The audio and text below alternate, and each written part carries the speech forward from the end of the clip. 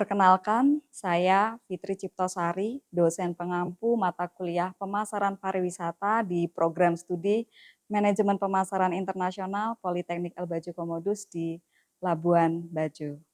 Mata kuliah ini membahas prinsip-prinsip dasar pemasaran secara spesifik dalam konteks industri pariwisata dan hospitality. CPL yang menjadi dasar dalam pengembangan mata kuliah ini diantaranya adalah dalam aspek sikap, mahasiswa diharapkan dapat bekerja sama dan memiliki kepekaan sosial serta kepedulian terhadap masyarakat dan lingkungan. Yang kedua, mahasiswa diharapkan dapat berkontribusi dalam mewujudkan Sustainable Development Goals. Kemudian dalam aspek keterampilan umum, mahasiswa diharapkan dapat mampu memecahkan masalah pekerjaan dalam konteks bidang ilmu terapan yang dia miliki. Dan yang kedua, mahasiswa diharapkan mampu beradaptasi, berinovasi, dan berperan sebagai warga global.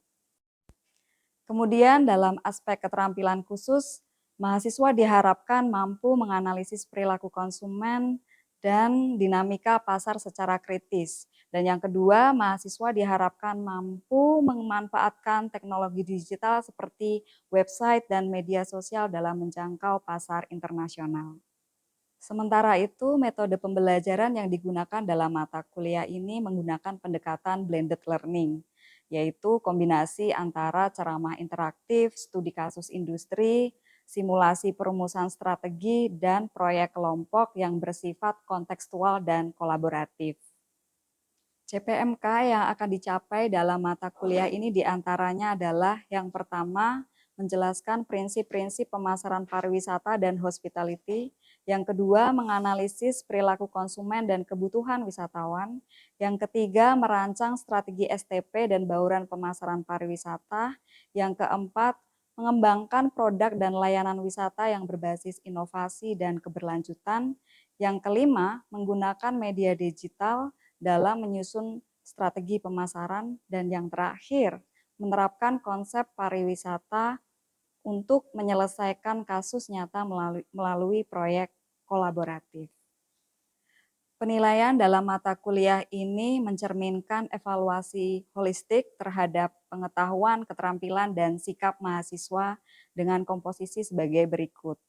Kehadiran sebesar 10%, sikap dari attitude dan partisipasi sebesar 10%, tugas baik individu ataupun kelompok sebesar 15%, ujian tengah semester sebesar 25%, dan ujian akhir semester sebesar 40%. Demikian penjelasan singkat dari saya mengenai RPS Pemasaran Pariwisata. Saya berharap pembelajaran ini tidak hanya memperluas wawasan, namun juga memberikan pengalaman nyata bagi mahasiswa dalam membangun solusi pemasaran yang relevan dan berdampak. Silahkan lanjutkan menyimak video pengajaran saya berikut ini untuk melihat bagaimana proses interaksi berlangsung di kelas. Selamat menyimak dan terima kasih. Oke, selamat siang semuanya. Siang. Oke, sudah minum kopi? Tidak minum kopi, Bu. Enggak suka kopi? Aslam.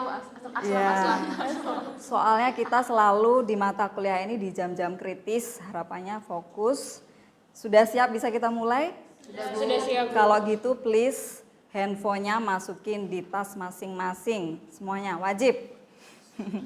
Biar perhatiannya fokus di kelas ini. Oke ya. Ya, kita masuk di pertemuan ketiga di mata kuliah pemasaran pariwisata. Kalau minggu lalu kita sudah belajar tentang motivasi perjalanan wisatawan. Karakteristik wisatawan itu berbeda-beda. Ya, uniknya pariwisata itu dia punya karakteristik konsumen yang berbeda. Ya, sekarang kali ini kita akan belajar membahas fondasi yang paling penting di pemasaran pariwisata, yaitu elemen inti dari produk. Ya, ini penting kalau kita bicara produk. Esensial yang paling penting di pemasaran pariwisata adalah pemahaman tentang produk. Kalau kita bicara strategi pemasaran yang efektif di industri pariwisata, biasanya dimulai dengan pemahaman tentang produk. Apa yang akan kita tawarkan ke orang lain? Kan kita harus dulu apa yang mau kita tawarkan. Makanya kita harus pahami dulu nih produk wisata. Ya, hari ini untuk memahami konsep produk pariwisata, kita akan mengusung konsep yang namanya 4A yang terdiri dari attraction, accommodation, dan amenities. Ya, itu adalah yang alat analisis yang akan membantu kita memahami produk pariwisata itu seperti apa. Sejauh mana pariwisata itu siap kita tawarkan. Sebelum kita memasuki elemen paling penting dari 4A, alangkah baiknya kalau kita memahami dulu apa itu produk pariwisata. Apa itu produk pariwisata? Untuk dijadikan tempat wisata. Sesuatu yang unik, ya. It sounds like objek wisata ya. Jadi produk pariwisata atau produk wisata itu bukan sekedar objek wisata saja, atau juga bukan sekedar oleh-oleh wisata saja. Ya, kita bayangin kalau produk itu ya as a produk, sesuatu yang tangible, yang bisa dipegang, dibawa pulang, right? Nah, produk pariwisata itu sebenarnya dia adalah keseluruhan pengalaman yang dirasakan oleh wisatawan. Coba bayangin kalau kalian mau traveling, if you want to go to somewhere, berarti pariwisata itu kan sebuah activity ya. Kamu membeli paket wisata misalnya, atau membeli transport, membeli tiket pesawat, actually itu kan aktivitas ya. Kamu berpindah, kamu menuju ke satu tempat tadi, suatu tempat yang unik, suatu tempat yang indah, itu aktivitas. Tapi apa yang bisa dibawa pulang? Pengalaman. Experience, entah itu pengetahuan tentang budaya yang ada di sana, excitement-nya saat bermain di pantai, memori kenangan yang dibuat dengan berinteraksi dengan masyarakat setempat. Ya, makanya kalau teman-teman lihat dari visualisasi konsep ini, produk wisata itu adalah segala yang dirasakan oleh wisatawan dari sejak datang ke destinasi, ke daya tarik, ke objek wisatanya, bagaimana menuju ke sana, tempat menginapnya, dan semua ketika pengalaman mereka mendapatkan fasilitas-fasilitas pendukung di pariwisata. Inilah keseluruhan pengalaman yang kita pahami tentang produk pariwisata. Jadi dari konsep ini pula muncul kerangka kerja kalau orang jualan wisata itu buat paket wisata yang all include, transportnya, destinasinya, makannya, atraksinya, hiburannya, oleh-olehnya, semua dilayani tuh di sana. Pengalaman deh yang siapa yang sudah kemarin study tour ke Bali? Ya, study tour ke Bali kan kalian beli paket wisata tuh ke El Bajo Tour. Kalian ngeluarin uang beli paket wisata, apa yang kalian dapetin? Pengalaman apa? Coba Elvin dulu. Kalau dari saya Bu, yang paling memorize itu tuh saat jalan-jalannya ke GWK, ke Uluwatu. Dimana kalau misalnya saya tidak membeli paket wisata itu berarti saya tidak merasakan experience-nya. Oke, memori tentang destinasi yang unik di sana. Kalau Putri? Kalau dari saya Bu, tentang perjalanannya juga, tapi saya lebih banyak ingatnya itu karena kita jalannya di dalam bis yang lebih banyak. Saya ingat banyak penjelasan dari belinya Bu, dari tour guide. Knowledge-nya tentang Bali yang dibawa pulang. Itulah, makanya kalau kita bicara produk pariwisata, pada akhirnya yang kita jual adalah experience. Ingat tagline-nya El Bajo Tour? Memorable experience, ya kan? Iya kan?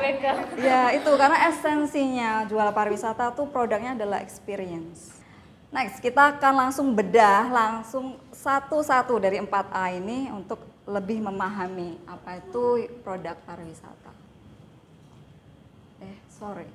Kelewatan. Ya, A yang pertama adalah attraction, atraksi. Attraction tuh yang punya daya tarik. Daya tarik. Ya, kalau bahasa Inggrisnya daya tarik ya. Alasan utama orang mau datang ke satu tempat atau ke satu destinasi. Itulah attraction. A yang paling pertama. Dia bekerja seperti magnet. Karena ada attraction ini menjadi magnet, menarik orang-orang itu untuk mau datang ke satu tempat atau satu destinasi. Dia, kalau kita bicara Labuan Bajo sebagai sebuah destinasi yang sekarang banyak orang pengen ke sini. Kira-kira apa sih magnetnya, daya tariknya yang jadi attractionnya Labuan Bajo? Alam. Komodo, exactly. Pulau Padar. Pulau-pulau tempat diving gitu. Benar, Padar. Komodo, Padar. What else? Sunset. Diving site-nya. Diving. Culture-nya Bu. Finisinya ya kan. Daya tarik yang pengen, daya tarik tuh biasanya memang ada di sana. Alasan kenapa orang harus datang ke Labuan Bajo dan benar-benar ada di sana ya Komodo, nggak ada di tempat lain. Padar, nggak ada di tempat lain. Finisi, mungkin ada di tempat lain. Tapi beda ya kan. Yang namanya atraksi, attraction itu dia bisa dari alam seperti gunung, bukit, air terjun, laut, pantai, dan bisa dalam bentuk budaya seperti kampung adat. Kita punya kampung adat Werebo, Tarian adat, tarian, betul. Terus punya lagi apa? kuliner, Hiburan. Kuliner, betul. Kuliner bagian dari budaya. Dan ada yang buatan manusia. Taman hiburan. Kita punya taman hiburan di sini di Labuan Bajo? Nggak ada. Ada landmark. Landmark ada nggak di sini di Labuan Bajo? Waterfront, exactly. Oke, ini yang A pertama. A yang kedua, accessibility. Kalau elemen A yang pertama, attraction, adalah alasan utama orang ingin datang ke destinasi. Accessibility adalah alasan orang bisa datang ke destinasi itu atau tidak. Jadi kalau ingin, seindah apapun tempat, seunik apapun destinasi itu, tetapi ketika accessibility-nya sulit, nggak bisa dijangkau, biasanya dia akan enggan mau datang, mempertimbangkan. Ya, di dalam accessibility itu, ya di sini kita bisa bicara infrastruktur jalan, pilihan transportasi, how to get there, pilihannya apa saja. Next, kita yang ketiga, accommodation. Kalau A yang pertama adalah alasan utama orang mau datang ke satu destinasi, accessibility mendukung orang akhirnya jadi beneran ke sana, bisa diakses atau tidak. Nah, yang ini nih, accommodation itu membentuk mempengaruhi kenyamanan ketika orang sudah ada di destinasi. Itu fungsinya accommodation ini. Dan accommodation ini macam-macam bentuknya. Macam-macam. Ya, ada yang kita bicara hotel saja macam-macam. Ada yang berbintang. Luxury ya, berbintang aja 5 sampai 1 itu udah beda ya.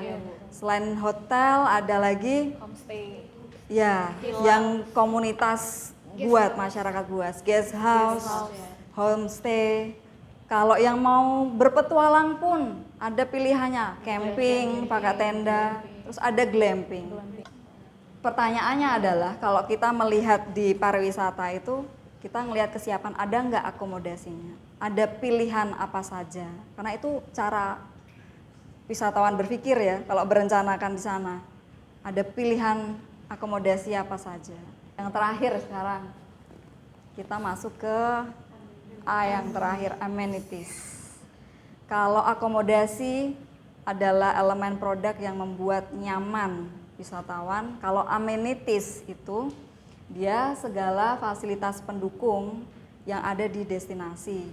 Dia punya pengaruh, semakin lengkap fasilitas pendukung di tempat pariwisata, dia akan semakin menambah tingkat kepuasan dan lama tinggal wisatawan. Jadi yang disebut fasilitas pendukung tuh bisa restoran, tempat makan, kafe, bar, ATM, money changer, ya toko oleh-oleh juga, apalagi sinyal, internet, toilet, umum, pusat informasi TIC, Tourist Information Center. Misalnya Pantai Pede, ya kalian ke Pantai Pede nih. Sekarang enak ya, sudah ada yang orang jualan Salome, macam-macam bakso ada. Dulu kalau nggak ada. Karena ada yang jual Salome dan bakso itulah, akhirnya orang yang dulu datang ke Pantai Pede mungkin sejam, sekarang bisa 3 jam. Ya, mendukung lama tinggal ya. Nggak cuma lama tinggal itu, efeknya juga akan di penambahan spending, dampak ekonominya juga ada. Makanya sekarang di challenge adalah itu, melengkapi fasilitas pendukung amenities ini sebenarnya menambah orang tuh betah berlama-lama ada di sana. Ada yang mau ditanyakan sebelum saya lanjut? Ada yang mau bertanya? Saya mau tanya Ibu, kira-kira menurut Ibu, apakah yang diutamakan dulu itu perbaik aksesnya atau kita terus mempromosikan produknya itu ke semua wisatawan yang belum tahu? Itu Ibu, menurut Ibu tuh apakah yang paling utama itu duluan perbaik jalannya ataukah memang fokus promosi dulu? Fokus promosi dulu, iya. Olehnya tidak bagus, berarti kan akhirnya jalan berpengaruh kepada pengalamannya orang kan. Ya kalau nggak puas itu sebenarnya efeknya juga justru anti dari promosi. Kita boleh memposting foto-fotonya yang indah, menarik daya tarik, tapi cerita pengalaman yang jelek, misalnya saya nggak akan datang lagi, jalannya jelek. Iya, bad promotion gitu istilahnya kan, dari mulut-mulut nggak merekomendasikan untuk ke sana. Nah sekarang saya akan mendorong teman-teman untuk membedah satu studi kasus yang saya bawa. Desa Wisata Welolos. Ada yang belum pernah ke sana? Ada Bu. Ini saya bertanya yang belum pernah nih ya. Coba angkat tangan. Hampir semuanya belum pernah. Waduh.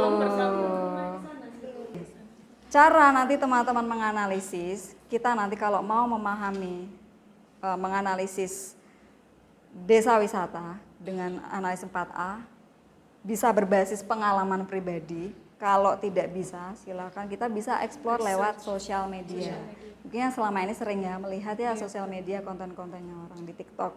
Gunakanlah TikTok itu nanti di mata kuliah ini untuk riset, cari eksplorasi desa wisata ini, destinasi ini, ada 4A apa saja di sana. Gunakan sekarang TikTok untuk riset. Ya silahkan, saya akan berikan waktu ke teman-teman menggunakan Desa Wisata Welolos untuk kalian identifikasi 4A yang ada di sana based on your knowledge selama ini, dapat cerita dari teman-temannya atau lihat konten teman-temannya atau pernah membaca mungkin beritanya soal Welolos.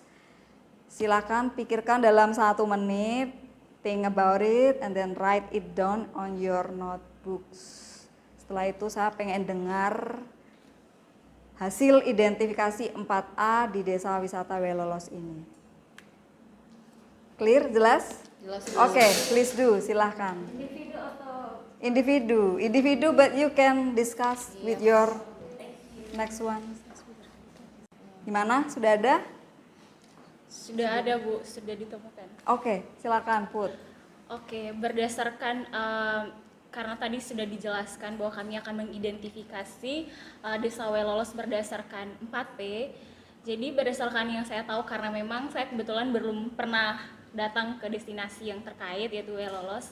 Berdasarkan yang saya cari di internet, itu untuk atraksinya di desa wisata ini seperti yang kita mungkin sudah sangat familiar di sosial media yang kita ketahui, itu lebih banyak ke alamnya. Nah, tapi di samping itu ada juga tentang budayanya, atraksinya di tarian caci.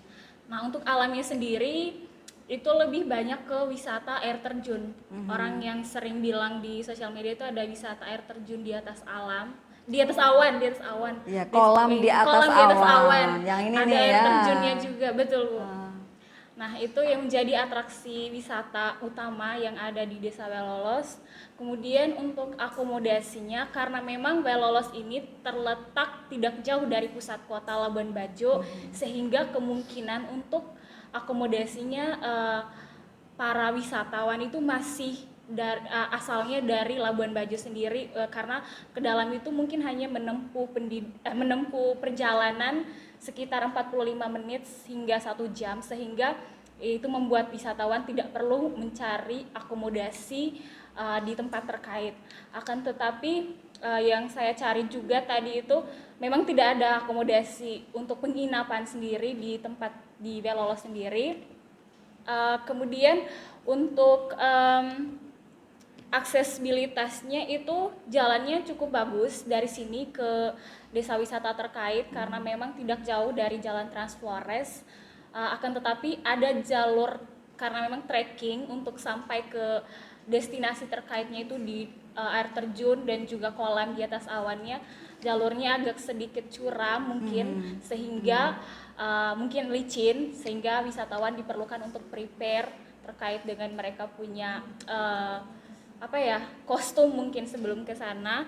Kemudian untuk amenitisnya sendiri itu ternyata ada toilet umum yang disediakan di situ, kemudian ada juga tempat parkir yang cukup. Itu sih berdasarkan yang saya lihat di yang dapat dari internet. Kurang lebih itu. Mungkin ada teman-teman yang mau menambahkan, karena saya juga belum pernah ke sana. Ya, ada yang mau menambahkan? Benar ya, berarti kalau dari sisi akomodasi dilihat belum ada akomodasi di sana, karena memang dan jaraknya juga tidak jauh dari Labuan Bajo. Secara akses dekat, betul. Orang masih prefer nginapnya di Labuan Bajo, melakukan land tour ke sana hanya 1 jam. Oke, ada tambahan dari teman-teman? Ya. Saya ingin menambahkan di bagian attraction sama amenitiesnya, Bu. Di attraction juga ternyata Welolos, desa wisata Welolos ini juga mempunyai wisata budaya, di mana di situ menawarkan tarian-tarian, dan di sini juga ada wisata way of life-nya, Bu. Jadi di mana wisatawan itu diajak untuk melihat atau merasakan langsung bagaimana cara masyarakat lokalnya itu hidup di desa wisata itu sendiri, kayak buat kain tenun, makan makanan yang mereka masak sama-sama. Dan terus untuk amenitiesnya juga di Welolos ini juga ternyata ada menyediakan tempat souvenirnya sendiri, Bu. Dimana ini juga hasil karya dari masyarakat lokal di situ. Seperti itu sih, Bu. Itu yang bisa saya dapatkan di internet. Baik, bagus. Evelyn menggenapi ya, menambahkan bahwa di Welolos itu nggak hanya alam saja, seperti yang di-brandingkan selama ini adalah desa 1000 air terjun ya, 1000 air terjun. Tapi juga di sana ada kehidupan yang ditawarkan, misalnya cara hidup orang membuat kopi tuk, terus membuat makanan lokal, itu juga ditawarkan di sana. Tarian caci juga dipentaskan di sana. Bahkan juga ada oleh-oleh ya, sudah ada oleh-oleh. Baik. Jadi dikit. Ada lagi tambahan mungkin untuk menggenapi kesimpulan? Dari saya, karena teman absen tadi sudah menambahkan bahwa di sana itu ada atraksi kayak way of life, di mana para wisatawan akan dapat pengalaman tentang bagaimana sih kehidupan di kampung Welolos itu. Mungkin ini akan selaras dengan pendirian akomodasi di sana, karena ada kita sebagai wisatawan akan mempelajari tentang way of life di sana, berarti harusnya ada akomodasinya, karena untuk mempelajari cara hidup masyarakat di sana pasti butuh waktu berhari-hari.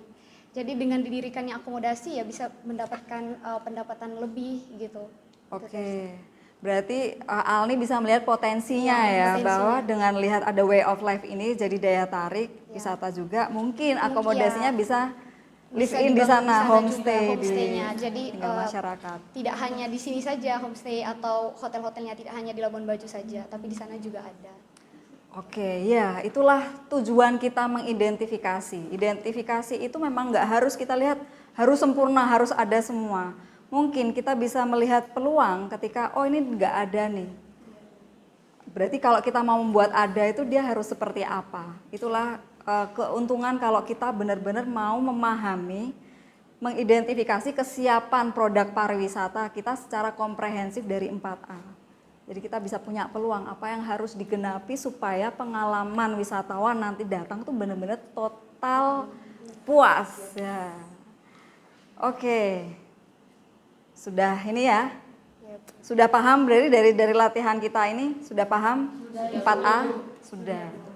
Baru dari 3 orang saya dengar ya. Kalau begitu untuk saya pengen tahu sejauh mana pemahaman masing-masing semua mahasiswa ini terhadap 4A. Saya sudah menyiapkan lembar kerja mahasiswa untuk membantu teman-teman lebih memahami secara sistematis 4A ini. Ya. LKM ini sudah saya upload di e-kampus. Di dalam LKM ini sudah ada tabel yang nanti bisa menjadi panduan untuk teman-teman mengidentifikasi desa wisata. Challenge-nya untuk teman-teman nanti sekarang tidak lagi pakai Welolos ya, jangan ada yang pakai Welolos. Silahkan angkat 1 desa wisata di NTT, saya tidak membatasi hanya Manggarai Barat. Supaya mungkin kalian tahu, pernah dengar desa wisata Fatum Nasi di TTS, mau diangkat silahkan. Ya, silahkan pilih 1, kalian identifikasi 4A. Seperti biasa, sumber belajar, sumber riset kita itu selain dari pengalaman pribadi, kita bisa dapat pengalaman cerita orang lain ataupun kita bisa gunakan sosial media untuk menemukan data-data. Begitu. Selain berlatih lewat lembar kerja ini yang di-upload di e-kampus, sudah ada tanggalnya, nanti teman-teman perhatikan. Di minggu depan kalian akan presentasikan masing-masing temuan teman-teman. Bisa pakai desain saja infografis atau kalian mau buat slide PowerPoint, up to you. Minggu depan kalian akan presentasi terlebih dahulu, setelah itu saya akan melanjutkan ke materi bahasan kita selanjutnya. Sampai di sini tugasnya clear, jelas? Clear. LKM, ada deadline-nya periksa di e-kampus, siapkan materi presentasi di minggu depan. Siap, Bu. Oke, baik ya. Oke, jadi berakhir sudah berarti sampai di sini materi 4A. Harapannya dari sini, dari pertanyaan Ita tadi, mana yang lebih dulu antara promosi dengan menyiapkan 4A, akses. Ya. Yang paling penting dari memahami konsep 4A ini adalah kita pahami dulu produknya sebelum kita promosi. Kita lengkapi dulu, desain dulu, pengalaman orang untuk datang di sini nanti dapat apa. Ditata dulu ini desainnya supaya membentuk pengalaman dulu. Kalau sudah baru kita promosikan. Karena promosi itu kan aktivitas mengkomunikasikan produk ya. Mengkomunikasikan promise. Ya harus tahu dulu apa yang kita janjikan, apa yang kita tawarkan. Yang menjadi banyaknya salah kaprah banyak pelaku wisata, banyak desa wisata yang sudah jalan sekarang adalah apa-apa itu promosi dulu, padahal belum siap, belum ready, belum ada apa-apa, ya kan? Nah ini tugasnya mahasiswa MPI, mahasiswa marketing untuk bisa membenahi kerangka kerja kita, ya. Nanti karena di akhir semester, di pertengahan setelah UTS teman-teman akan mengerjakan project based learning real.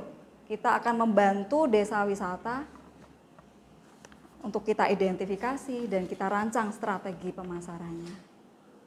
Oke ya, jadi di sini kita bisa simpulkan nih 4A ini benar-benar fondasi utama sebelum bergerak promosi apapun, fixkan dulu produk kita karena dengan bisa menganalisis 4A kita bisa merancang strategi pemasaran yang efektif. Oke, kita akan jumpa lagi minggu depan. Minggu depan saya akan membawakan materi berkaitan dengan tindak lanjut. Kalau kita sudah identifikasi 4A, kita akan rancang STP-nya. Siapa sih target pasar yang cocok untuk produk ini? Yes. Oke, terima kasih untuk perhatian teman hari ini. Selamat melanjutkan aktivitasnya. Terima kasih.